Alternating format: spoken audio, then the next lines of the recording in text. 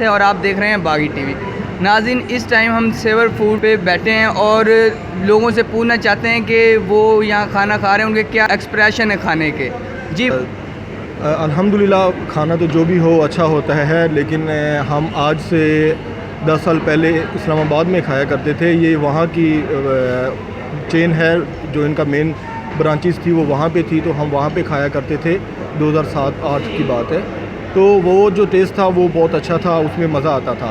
तो फिर हम कट ऑफ हो गए कुछ सालों से, तो आज लाहौर में पता चला कि ये खाने के सेवर ओपन हुआ है, तो हम यहाँ पे आ गए। तो हमें यहाँ पे जो टेस्ट मिला है वो उससे टोटली डिफरेंट है। यहाँ पे इतना मज़ा नहीं आया हमें। ठीक, तो आप लाहौर के और इस्लामाबाद दोनों सेवर फूड्स को किस तरह बताना चाहते हैं कि इनमें क्या डिफरेंट है?